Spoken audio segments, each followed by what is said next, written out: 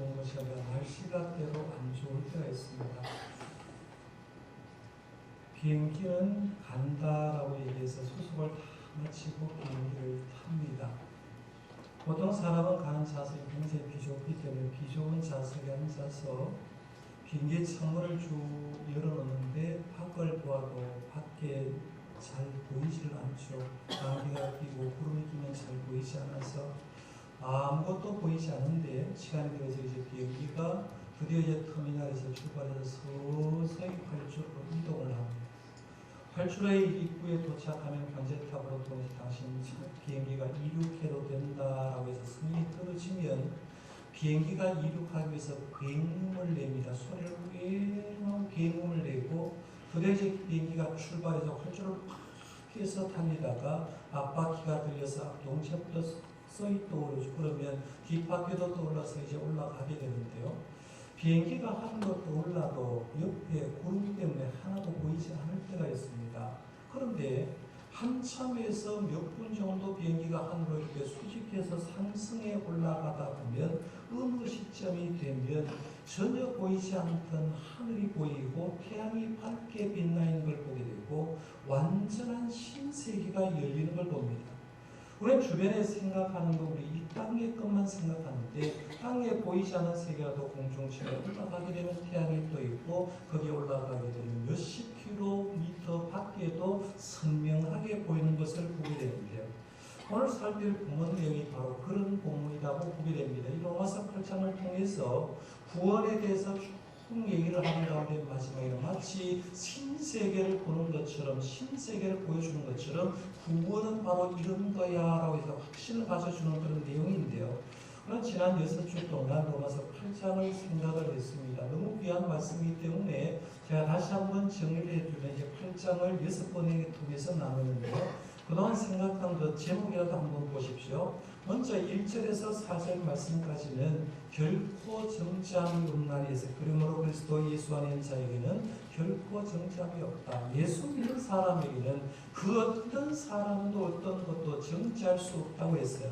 두 번째 5절에서 11절 말씀을 가지고 두 번째 시간에는 육신을 쫓는 사람 대 성령을 쫓는 사람을 비교하면서 육신을 쫓는 사람하고 성령을 쫓는 사람의 결과가 얼마나 다른지를 말씀드렸어요. 그 다음에 12절 말씀부터 17절 말씀은 성령의 인도를 받는 하나님의 자녀를 위해서 얘기하면서 우리 하나님의 자녀들은 성령님이 우리를 인도해 가신다라고 생각했습니다. 그 다음에 18절 말씀부터 25절 말씀은 예수님의 재림을 고대하는 부부를 얘기했는데 성도가 예수님의 재림을 고대하고 이 세상의 피조물도 예수님의 재림을 고대하는데 성도는 부활을 위해서 피조물의 회복 때문에 이 부부가 예수님의 재림을 고대한다라고 했어요. 그 다음에 26절에서 27절 말씀은 우리를 위해서 탄식하며 기도해주는 성령님에 대해서 얘기를 했고 지난 시간 우리 28절에서 30절 말씀은 우리의 모든 것 예수님을 믿고 하나님을 따르는 자의 모든 생각을 합해서 우리의 삶을 진선미가 되게 하시고 우리를 결국은 선을 이루시는 하나님으로 인도하신다라고 하는데요. 로마서 8장 1절에 방송하는 애들은 입이 막 던질할 겁니다. 제가 1절 하면 어떤 내용이 나오고 몇 절 얘기하면 이제 몇 절 얘기가 나오는데요. 1절 말씀에 그렇게 시작했죠. 그러므로 이제 그리스도 예수 안에 있는 자에게는 결코 정죄함이 없나니라고 생각했습니다. 그렇게 사도 바울은 얘기를 한 다음에 위대한 가르침을 가르친 다음에 때로는 좀 뒤로 물러서서 설명을 합니다. 또 가르친 다음에 또 설명을 하고 이런 식으로 해서 결국에는 마무리를 하면서 우리 하나님의 사람의 구원이 이렇게 확실하다는 것을 마지막으로 정리하게 되는 걸 보는데요. 사실 사도 바울이 이제 로마 교회에게 왜 구원이 확실한 걸 얘기하냐라고 생각해 보면 이런 겁니다. 로마에 있는 초신자는 아직 사도 바울이 얼굴을 본 적이 없어요. 얼굴을 본 적이 없는데 로마에 있는 기독교인들은 구원을 받아놓고 구원을 받아난 다음에 성도 가운데 이런 생각을 할 수 있다는 거죠. 구원은 받았는데 혹시 받은 구원을 잃어버리면 어떨까라고 걱정할 수가 있다는 얘기예요. 사실 이 로마에 있는 초신자뿐만 아니라 오늘 많은 그리스도인들도 이것 가지고 걱정하는 사람이 있습니다. 제가 만약에 여러분들 성도님들 들어가서 1대1로 만나서 구원을 확신합니까? 오늘 죽어도 천국 가기로 확신합니까? 라고 물었을 때 대부분의 사람들은 얘기하지 못한 사람은 내가 구원을 받기는 받았는데 자신 없어요 라고 하면서 흔들리는 사람이 있다는 거예요. 그럼 이단이 지금 흔들고 기독교인을 미혹해 한 게 뭐예요? 신천지가 와서 하나님의 교회 사람이 와서 이단들이 와서 우리를 미혹해 한 건 딱 하나입니다. 당신 구원에 확신이 있습니까? 라고 물었을 때 구원 확신 없다고 하면 그 구원 확신 있는 그 교단에 있으면 구원 못 받으니까 우리 신천지로 오세요. 하나님의 교회로 오세요 라고 말하면서 자기 교단에 들어오게 되면 이단에 들어오게 되면 구원의 확신이 있다고 얘기하는데 지금도 성도 가운데 구원을 분명히 받았는데 구원을 잃어버릴까 의심하는 성도가 지금도 있을 수 있다는 거예요. 사도 바울은 로마에 있는 교인들이 그럴 가능성이 굉장히 많기 때문에 그 교인들에게 얘기를 한 겁니다. 이미 구원 받았는데 구원을 잃을 바가 염려하는 성도에게 사도 바울은 이렇게 얘기합니다. 받은 구원 잃을까 봐 절대로 걱정하지 마라. 너희들 지금 구원 받았는데 예수도 믿고 구원 받았는데 받은 구원을 잃을까 봐 절대로 걱정하지 마라. 이 주신 말씀 바로 오늘 말씀이에요. 저와 여러분들도 이미 구원 받았으니까요. 구원을 잃을까 봐 절대로 걱정하지 마시기를 바랍니다. 하나님의 말씀입니다. 옛날 어른이 사실 그런 말 했잖아요. 천석군은 천가지 걱정, 만석군은 만석군의 만가지 걱정했어요.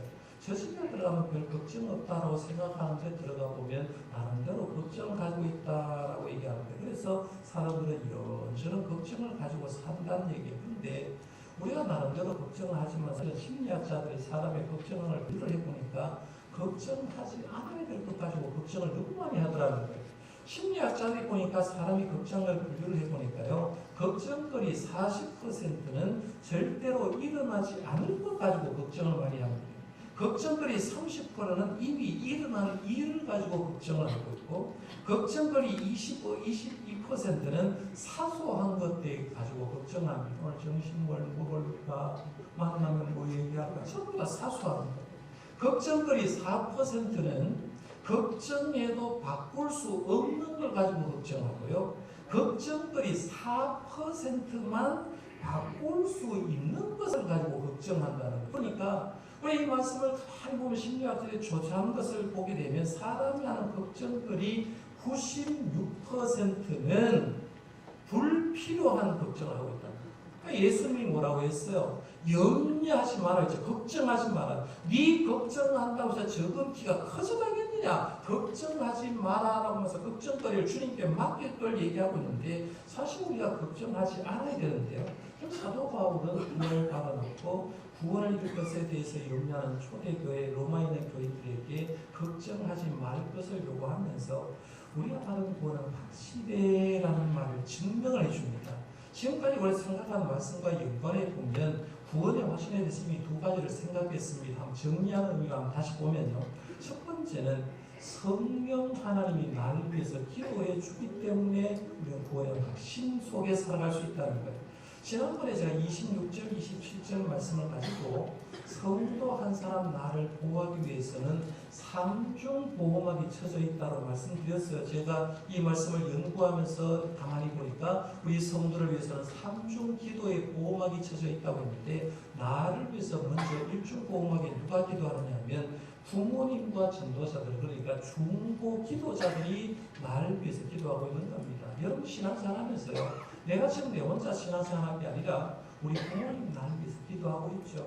부모님이 설령 돌아가셨다고 하더라도 천국에서 우리를 위해서 제가 기도해 준다고 말씀드렸습니다. 그러면 부모님과 나를 전도한 사람이 끊임없이 중보 기도하니까 나는 구원에서 떨어져 나갈 수가 없어요. 두 번째 보호막이 누구냐 하면 성령 하나님이 말할 수 없는 탄식으로 우리를 위해서 기도해 준다고 했잖아요. 성령 하나님 내가 기도하지 못할 때도 나를 위해서 기도해 주고 그 다음에 성자 예수님이 하나님의 보좌 우편에서 우리를 위해서 중보 기도하는데 나를 위해서 중보 기도자 성령 하나님 성자 예수님 이렇게 삼중 보호막을 쳐줘서 하나님께 기도하게 되면 그 기도가 응답될 수밖에 없죠. 그러니까 나는 구원에서 떠나갈 수가 없다는 얘기죠.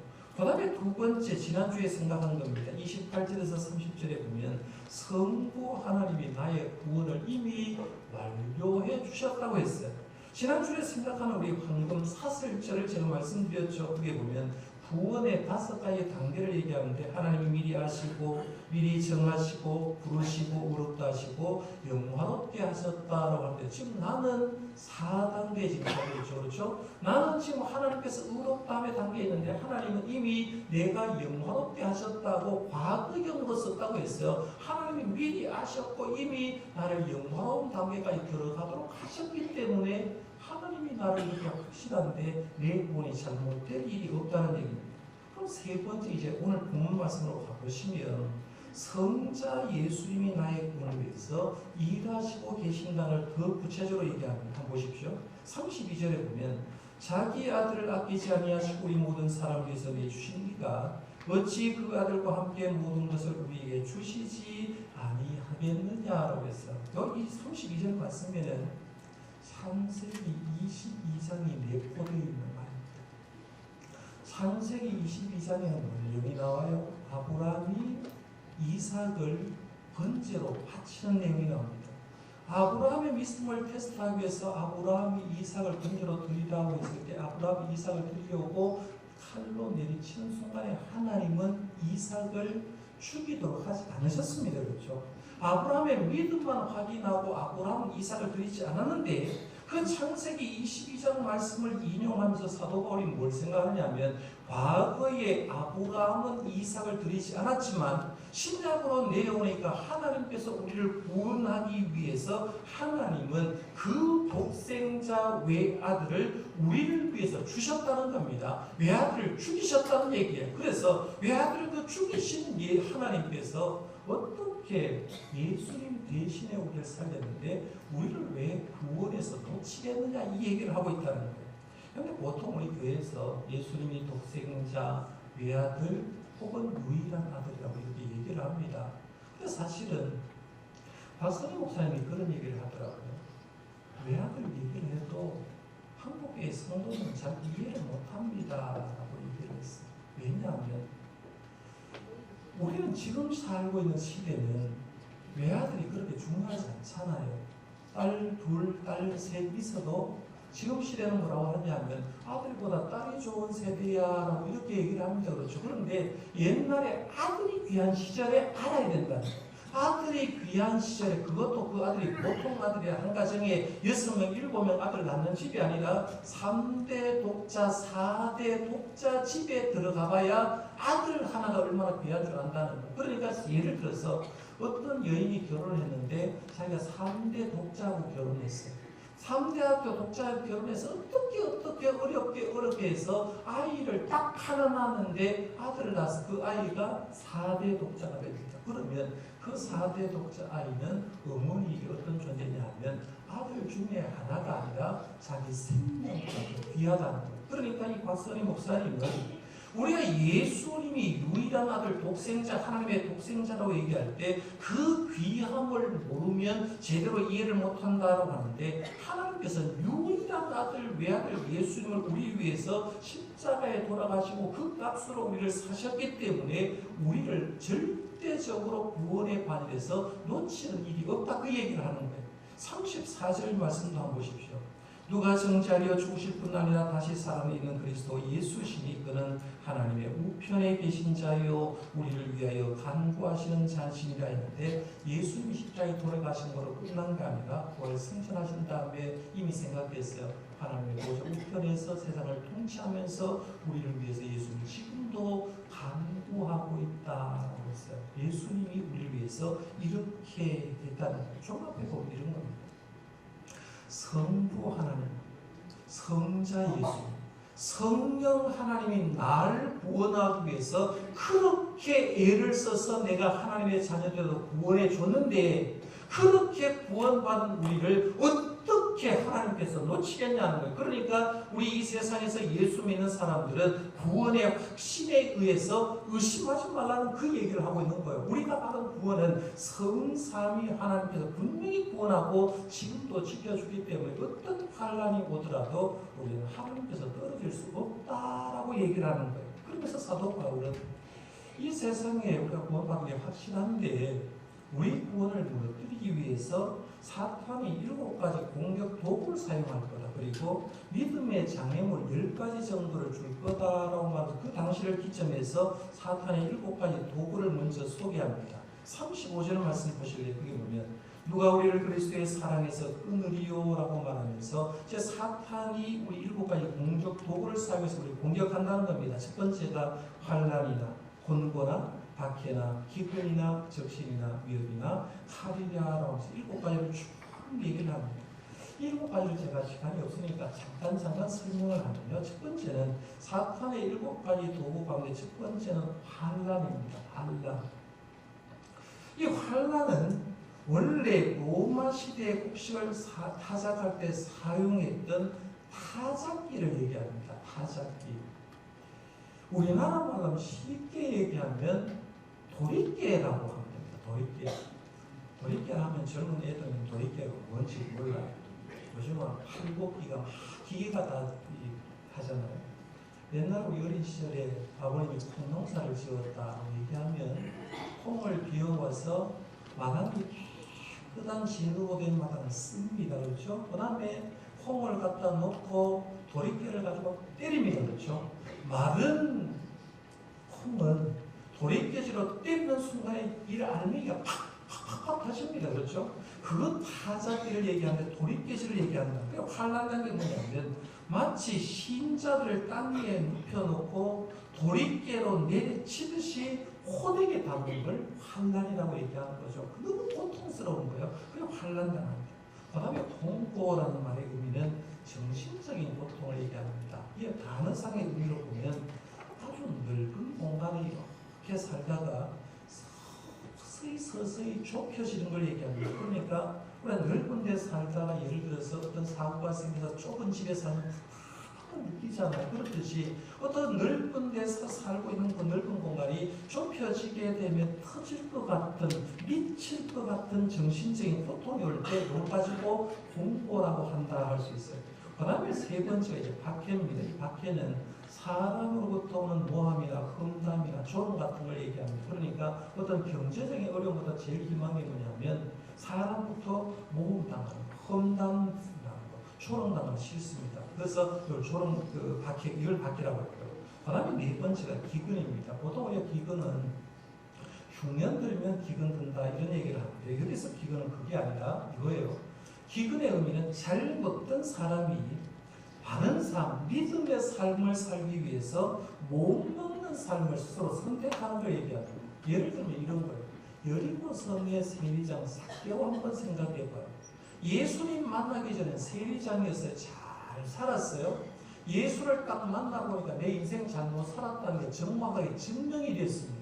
예수를 만난 다음에 자기가 예수님께 고백합니다. 내 재산의 절반을 팔아서 가난한 사람을 주겠고 우리의 토색한 것 있으면 4배를 갚겠습니다 라고 얘기했어요. 아마 삭개오는 예수님을 만나기 전에 잘 먹다가 예수를 만난 뒤부터는 스스로 예수를 만난 때문에 힘들게 고통 속에 그렇게 못 먹는 삶을 선택했을 건데 이걸 가지고 기근이라 한다라고 하는데 그 다음에 적신이라고 했어요. 이 적신은 말 그대로 보면 헐벗는 것을 얘기하는데 로마 시대 당시에 이제 예수 믿는 사람을 박해를 하니까 이 사람들이 삶의 터전을 잃어버리고 농사를 지을 수 없는 환경에 들어가니까 거기서 굶주림, 기근이 왔고 거기서 견디지 못해서 헐벗음이 왔다고 볼 수 있죠. 그 다음에 6번째는 위험입니다. 위험은 스스로 자초한 위험입니다. 예수님 때문에. 예를 들면 이거예요. 사도 바울이 다메섹 도상에서 예수님 만나고 전도 안 했으면 위험했죠. 근데 사도 바울이 예수를 만나고 사도가 되어서 전 세계를 다니면서 전도하니까 사도 바울이 성경 말씀에 보면 고린도후서 11장에 엄청난 위험을 당하자. 이게 예수님 때문에 서로 자초한 위험이 올 수 있다는 거죠. 그 다음에 7번째가 칼입니다. 권력이죠. 당시 로마 세계에 가면 로마에 의해서 권력자들에 의해서 예수 믿는 사람이 사자의 밥이 되거나 짐승이 밥이 되는 것을 얘기하고 있다. 사탄은 이렇게 7가지 도구를 통해서 우리를 괴롭힐 거다. 그러나 로마에 있는 성도들은 끄떡도 하지 않는다라고 했어요. 이제 2년 지나면 우리 교회 성지순례팀이 로마 카타콤에 아마 들어갈 겁니다. 로마 카타콤에 들어가 보면 지하 공동 묘지 속에 묘지도 사용했지만 거기서 예수 믿는 사람이 세상에 박해가 들어오니까 묘지 속에 들어와서 예수를 믿고 찬양하고 예배드렸던 장소가 있는데 곳곳에 익두스 물고기 표현을 보게 됩니다. 초대교회 로마 사람들은 어떤가 핍박을 당하기 위해서 이 익두스 물고기 표시를 했는데요. 이 물고기 표시는 익두스라는 말은 그냥 말 그대로 물고기입니다. 물고기요.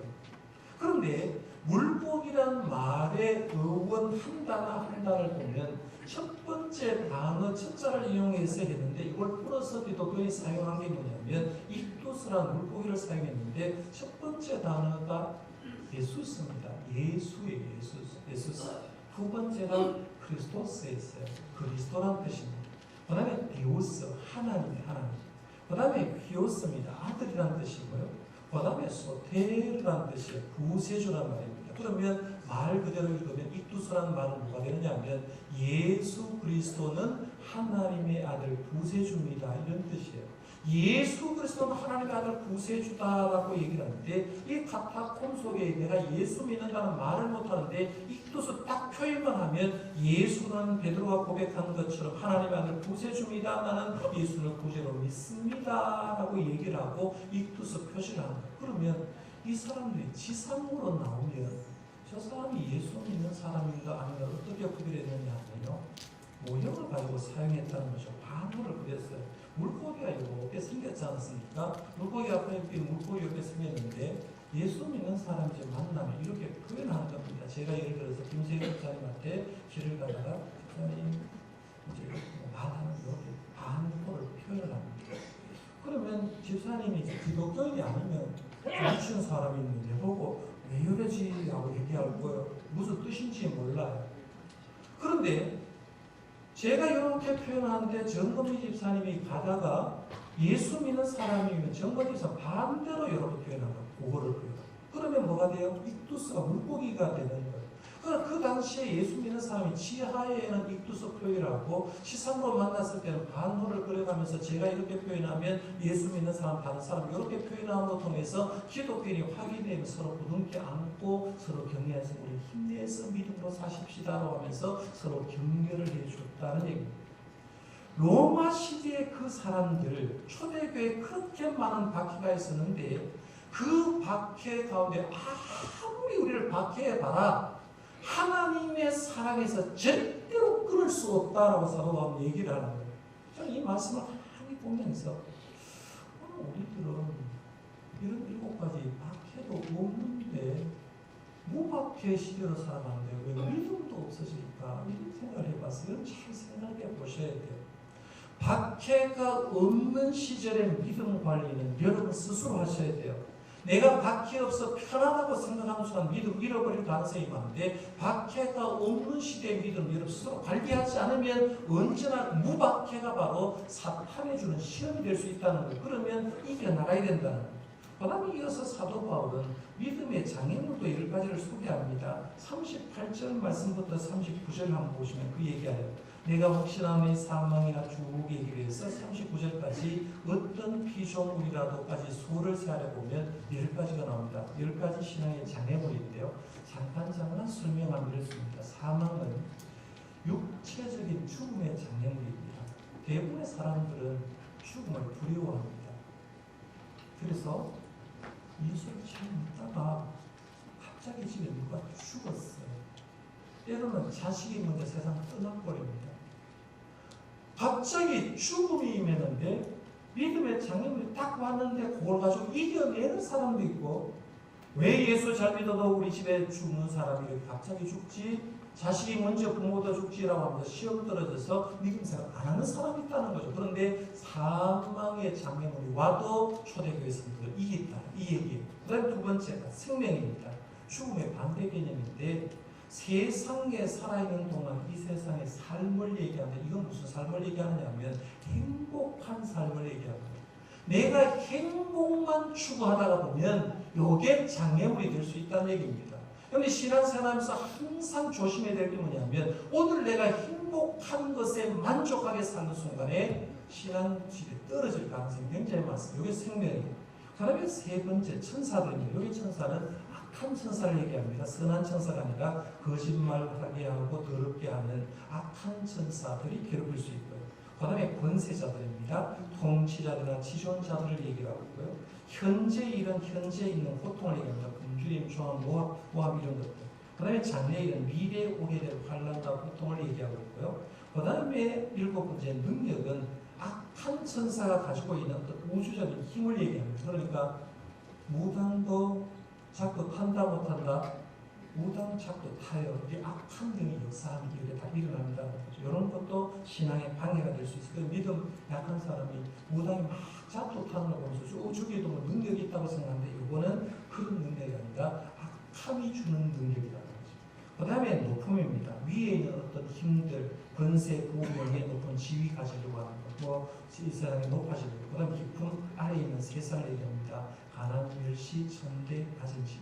그래서 좀 낮아져도 믿음의 장애물이 될 수 있고요. 그 다음에 다른 어떤 피조물, 그런 모든 것을 포함한 피조물이 될 수 있다는 거죠. 사도 바울이 여기 여기까지 장애물을 쭉 얘기해놓고 이런 것이 우리를 때로는 넘어뜨리려 해도 로마에 있는 초신자들은 넘어지지 않았다는 거예요. 넘어지려고 해도 그것이 위협하면 피해가기도 하고 넘어가기도 하고 절대로 내가 이 장애물 속에서 갇혀지지는 않는다. 그래서 승리한다는 얘기를 했어요. 초대교회 성도들은요. 7가지 공격도구와 그리고 사탄 7가지 공격도구와 장애물 10가지를 쭉 얘기하면서 당당히 우리는 이겨낼 수 있다라고 얘기했습니다. 오늘 우리는 어떤지 생각해 보세요. 사실 우리가 믿음 생활하고 있다. 중직이라고 얘기하고 나름 믿음을 얘기하지만 어쩌면 우리의 신앙은 너무나 값싸고 천박한 믿음 생활하고 있다고 이유는 간단해요. 여러분 오늘날 신앙생활 하면서 내가 하나님의 전에 나갔는데 목사가 잘 대해주고 성도가 나를 인정해주는 그 교회 좋은 교회라고 얘기를 합니다. 박수를 쳐주면 열심히 일을 하려고 합니다. 그런데 내가 교회 가서 조금만 날 인정하지 않고 나를 무시하고 내 말이 듣어지지 않으면 좋은 교회가 아니라고 해서 믿음이 푹 떨어져서 자기 마음대로 행동하는 걸 보게 됩니다. 오늘 우리들의 만약 그런 믿음 가운데 이런 사탄의 7가지 공격과 장애물 10가지 왔을 때 우리의 믿음을 지켜낼 사람이 몇 명 있을까라고 생각해 보면 참 안타까운 때가 굉장히 많다는 겁니다. 사도 바울은 로마교회 편지를 쓰면서 성삼위 하나님께서 우리를 구원하기 위해서 이렇게 해준 사역을 쭉 얘기하면서 클레멘스에서 이런 얘기하는 겁니다. 오늘 말씀 31절 말씀해 보십시오. 그런즉 이 일에 대하여 우리가 무슨 말하리요 했어요. 성삼위 하나님께서 우리 구원을 위해서 해준 일을 생각하면 그런즉 이 일에 대해서 우리가 무슨 말하리요 했어요. 이 말의 의미는 이런 뜻입니다. 할 말이 없다. 이런 뜻입니다. 내가 최고로 기쁠 때 그 최고로 기쁨의 표현을 얘기하는 게 그런즉 이 일에 대하여 무슨 말하리요 했어요. 이걸 한국식으로 바꾸면 이렇습니다. 이제 죽어도 뭐라고 해요? 여한이 없다. 다 이루어졌을 때 죽어도 여한이 없다라고 했어요. 그 다음에 너무너무 기쁘면 좋다라고 얘기를 하고 하지 않고 좋아서 그 다음 말 뭐예요? 미치겠다. 좋아서 미치겠다. 이런 표현 쓰잖아요. 너무너무 좋을 때 좋아서 미치겠다고 얘기하는데 오늘 말씀 표현이 그거예요. 그런즉 이 일에 대해 우리가 무슨 말을 하려는 말은 이제는 예수님께서 날 성삼위 하나님께서 나를 구원하셨기 때문에 이제는 죽어도 요한이 없어. 너무너무 좋아서 미치겠어 라고 얘기하는 거예요. 그렇게 얘기를 한 다음에 쭉 얘기할 때 사도 바울이 말을 풀어갑니다. 누가 이렇게 얘기해요. 누가 얘기하면서 내가 이렇게 하나님께 구원받았는데 그 누가 나를 고발할 수 있냐는 거예요. 네 번 사이에 보십시오. 31절에 누가 우리를 대적하려 했죠. 33절에 누가 능히 고발하려 했어요. 34절에 누가 정죄하려 했어요. 35절에 누가 우리를 그리스도의 사랑에서 끊으리요? 누가? 4번이나 묻고 그 누구도 마지막에 뭐라고 했어요? 39절 하반절에 우리 주 그리스도 예수 안에 있는 하나님의 사랑에서 뭐라고 했어요? 끊을 수 없으리라 했어요. 여러분 아까 10명이 암송했을 때 박수를 확 쳤어요. 제가 치마 소리도 안 했는데 왜 박수 쳤어요? 암송 잘했기 때문에 박수 쳤죠. 그죠? 사도 바울은 지금 로마서 8장을 통해서 그동안 뭘 했느냐 하면 구원의 확신에 대해서 사도 바울은 독창을 한 겁니다. 그러므로 그리스도 예수 안에는 결코 정잡이 없나니라고 시작해서 마지막 39절에 우리를 우리 주 그리스도 예수 안에 있는 하나님의 사랑에서 끊을 수 없으리라 사도 바울은 로마 교인들에게 독창을 한 겁니다. 구원은 확실하다. 내가 독창하는 거예요. 독창을 해놓고 이 말씀을 보는 사람에게 내가 독창하니까 잘 들어보고 너희들도 마음에 들면 구원을 노래해라. 나도 구원받았어. 나도 구원받았어. 나도 구원받았어. 우리도 구원받았어. 구원은 확실한 거야. 라면서 사도 바울이 여기 서서 독창할 때 우리 옆에 서서 그걸 듣고 맞아. 나도 구원받았어. 옆에서 나도 구원받았어 하다 보면 사도 바울의 독창은 뭘 유도하느냐면 모든 성도가 구원의 확신을 합창하도록 만드는 이걸 요구하는 사랑하는 성도 여러분, 우리가 믿음 생활하면서 사도 바울의 그 구원의 독창에 합창으로 같이 해줄 수 있기를 바랍니다. 어떤 순간에도 여러분을 하나님 놓지 않습니다. 이 구원의 확신 가지고 승리하고 살아가는 저와 여러분들 되시기를 바랍니다. 곧바로 이어서 우리